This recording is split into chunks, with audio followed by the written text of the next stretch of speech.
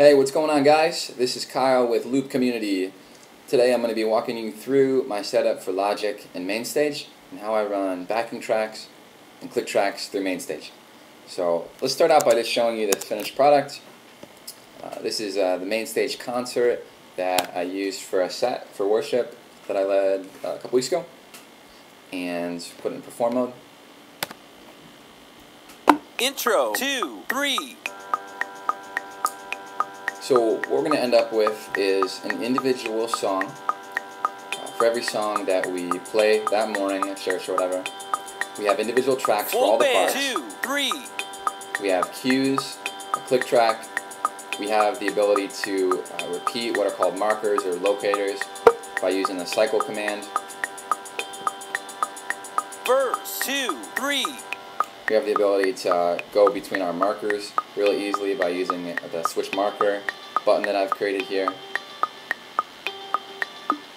We also have the ability, if we go back to the top, to, if we're in the middle of practice and we want to start from a specific spot. Intro 2, 3.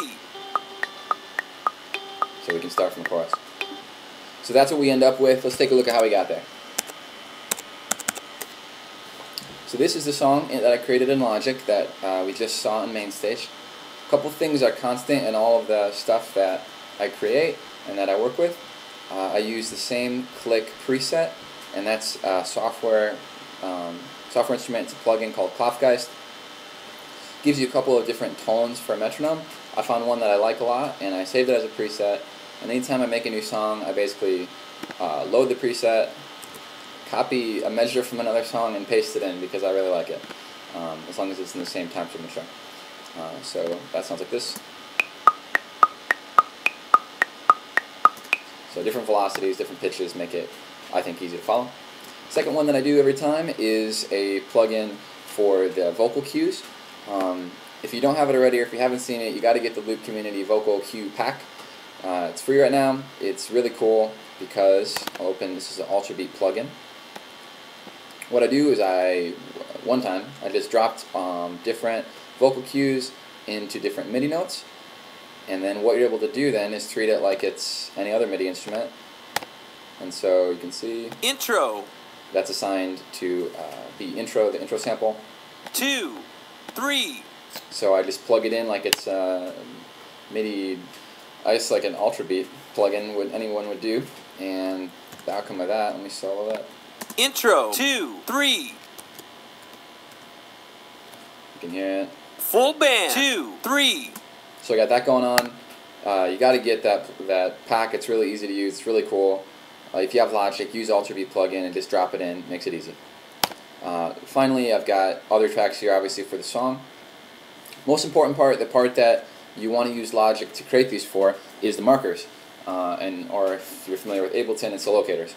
And you want to put them in anyway, because then when you make a song, you know kind of where you're at, and it's easy to kind of tell what you need to create. But it's really helpful for us too, because all of these are going to carry over. Once we export this, all of these markers, these locators, are going to carry over into Mainstage, and as you saw earlier, every song is going to have a list of the roadmap that we'll be able to work with on the fly a little bit. So to create one, you can either Control-Click or Control-K. To rename it, Control-Click or Apple Enter. Boom, new marker. If you don't want it, just delete it. On top of everything else, you can jump between markers really easy, which is cool. So I've got my markers, click, cues, my tracks. One thing that might be different is, from here we're not going to do any kind of panning. The final outcome in Mainstage, we're going to pan the click and the cues left, and we'll pan the backing tracks all right. Right here though, we're not going to do any of that. So what I would normally do at this point is go File, Export, all tracks as audio files, and what you'll notice, let me go Music, Mainstage. Here's my Mainstage concert file. It's going to by default put another folder in the same directory called Loopback and Playback if you do the method we're doing. So if it's not there already, I just create it. Create a folder called Loopback and Playback. Inside of it, I like to put a folder for every song so everything's really organized. So what I would do is I would open up Loopback and Playback, open up 04000, and boom, I would just save, and it'll put them all. Another thing, make sure you use the CAF format. It's going to carry over all the markers. That's what you want. It's good. So do that. If you don't care about having each individual track, let's say you just want the the stereo loop. You can just mute, click in cues, just do like a bounce then, and that'll be easy. But for me, I like to have individual tracks in Mainstage. That way, if while we're playing, someone's like, "Whoa, that that hi-hat is too cutting, it's too loud, or it's got too much high end," I can really easily adjust just that individual track. So we got everything that we need here in Logic. I'm going to close it out so we don't get those annoying MIDI overlaps that we just heard. 5,000, don't save. Cool, so at this point, if you're using just like a template, you would want to, using this template I guess, you'd want to create a new patch on the left. Oftentimes I'll just copy and paste one that already has one. Boom. I don't want it. So rename it to 04000. What you want is a new software instrument if it's not there already. You want the Playback plugin.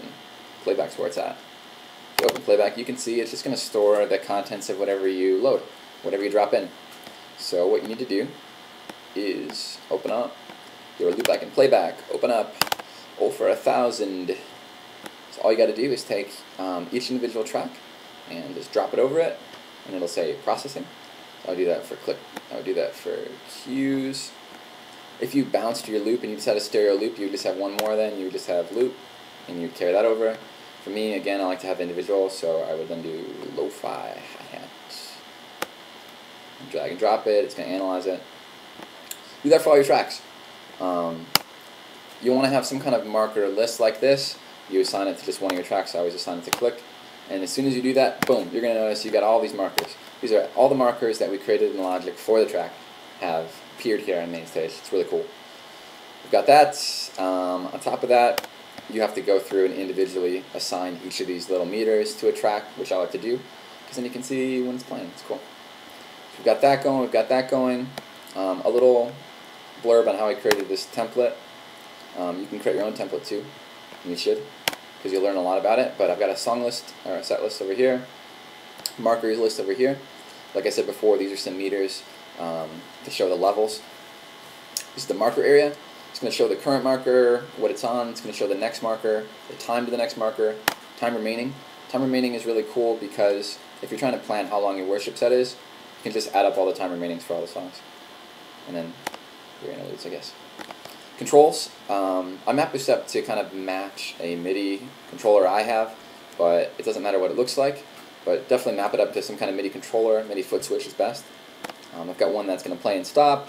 Like I showed a little earlier, a cycle. This double arrow, these mean next song, and the single arrow, for me, means next marker, previous marker. So this is where you add all the buttons. Again, in edit mode is where you assign what do the buttons mean. You can assign a button on the global level, on the concert level, by clicking the concert, and I've done that here. You can see actions, previous patch. Again, the patch is a song.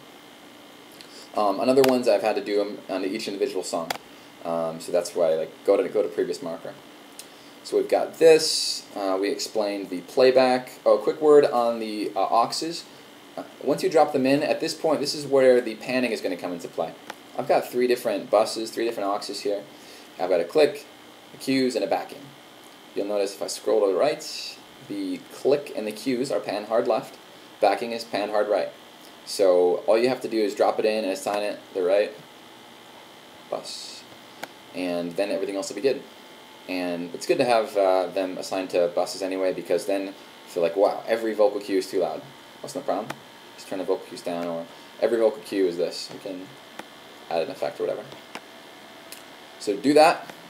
Oh, a quick word here. Open the Playback plugin. I drop the file in. You can see it's got the name of the file. I set the time to 3/8. Tempo is 108. Sync, make sure you have it set to on. We need all of our tracks synced together. That's what's going to make it work so beautifully here. Snap to, I prefer snap to bar. Put all your tracks in the same song on the same group. And finally, this is one I learned the hard way. Select start with play action. Yeah, just do it. Cool, so we've got that, and basically I've done this for every song. These folders, don't mean anything, but to me they just represent, and I use them to organize the part of the service, I guess, and makes it easier. When you're ready to go, you know you just got to open that full screen, got to open that perform, maybe hook yourself up with a caffeine app up there, and at this point it's just a matter of using a foot switch or having a drummer go between the tracks. Intro 2, 3. And so you can see we're going to get the time remaining, we're getting the markers, we're getting a little graph going on here. Here's our tracks. I'm just going to skip ahead like that, so you can see I can do that. Pulling away to the end of this, I could cycle it and repeat it. So this is a good solution for you if you have a predetermined roadmap, but you may repeat a chorus at one point, or you may jump ahead one marker, or something like that. It's also a good solution for you if you're in practice and you want to start from different areas of the song really easily. If, on the other hand, if your whole roadmap is more or less kind of improv'd or more on the fly, this wouldn't be a great solution for you, because you do have to some extent, roadmap the song out. And you do get options to do things on the fly, but if you're more improv, I'd recommend different programs for it. But for me, this works really well. Makes me have to plan and prepare my song list. I can still move around in the track really well. And I think that's everything I wanted to show you guys for today. So if you have any questions, feel free to ask those. Give us your comments, your feedback if you think you could use something like this. We'd be happy to answer any of those and talk about it more. Thanks for your time today, guys. We'll talk to you later.